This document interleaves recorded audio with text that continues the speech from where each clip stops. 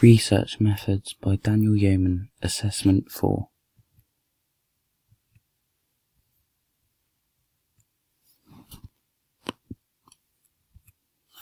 Informed Consent Form. The informed consent form is simply a form which the participant signs to say yes or no to whether they agree to take part in the particular study you are carrying out. The consent form is important as it is a legal requirement before undergoing any investigations. The researcher is also covered and protected from being sued or any obligations against them if they follow their consent form and stick to what they say is going to be used and done throughout the test. Other benefits of the consent form is that the participant taking part can receive all the information of what is going to happen within the test, and therefore the participant can make a decision whether or not they want to do it. From that, both the researcher and the participant can only go by the consent form throughout the test. It makes sure that they are both ensured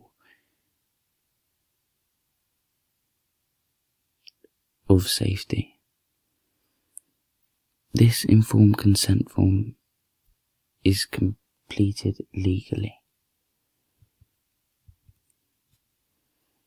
Informed consent form should include the minimal of participants' details, their name, date of birth, gender, and etc.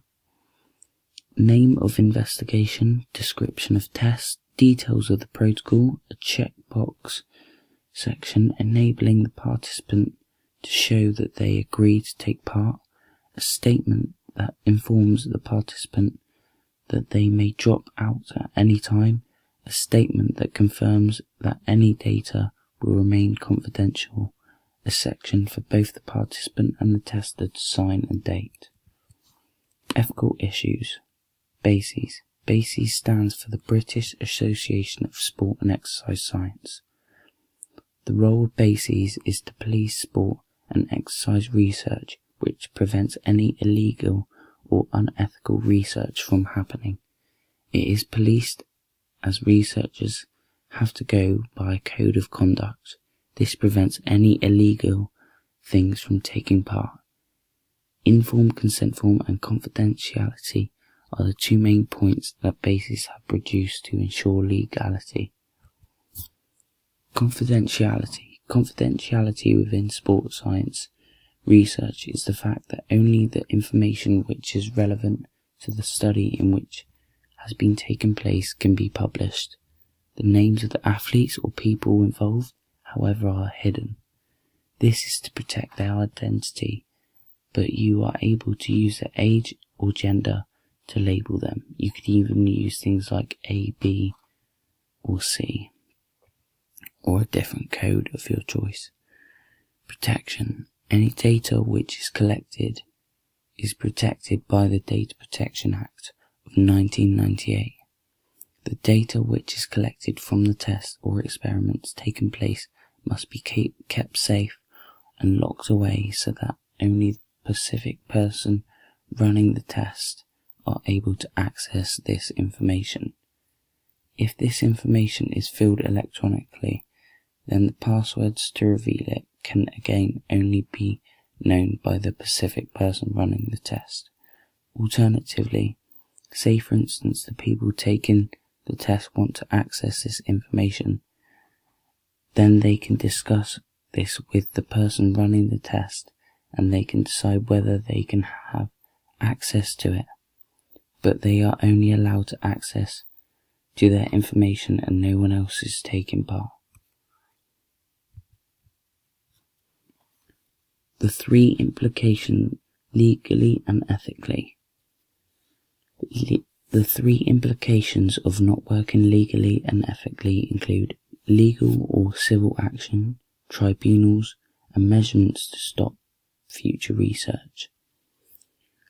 Legal and civil action is where if you are not working with regard to what you should be doing, then the person can take you to a tribunal for not working legally or ethically. The example of this is if you are to say, for instance, running a study in which you are looking at the effects of caffeine on your performance levels within sport, but you decide to use steroids instead, which haven't been legalized for the test or put in your consent form, then you are eligible to have legal or civil action taken against you. Advantages. The advantages of legally and ethically action is participant will feel safer, researchers can be more trustworthy, seeks out the researchers from the working illegally and the ones that aren't working legally. The disadvantages of this are it's easy to be prosecuted as a tester just from a simple error, or for instance, this could be like missing something out of your consent form. If a person taking part doesn't understand or grip what the test is about, it could make the participant feel uneasy and not want to take part. Tribunals. Tribunals are a court of law. If someone wants to take legal or civil action against you, they can take you to a tribunal. This will be run by BASES and uses the same precaution as a trial. If you are the researcher and are found guilty, then you can be prevented from stopping future research. An example is when a tribunal is needed is if a participant wants to take legal or civil action against you, they can go to BASES and BASES will then look into the case and call for a tribunal on the researcher. Advantages of this.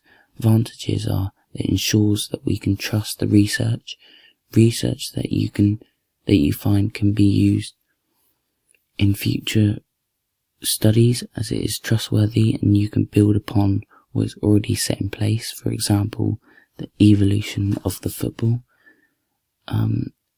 Other advantages are it enhances and furthers sporting performance. And also British universities will receive a better reputation, which will in turn make them more money. Couple disadvantages are it costs money, it takes time to start a tribunal, and wrongly, if you are not guilty, you can at the end of the tribunal said to be guilty. Measurements that prevent future research. Measurements that prevent future research include if you are working with BASES and you are the topic of their disciplinary, when you are working legally.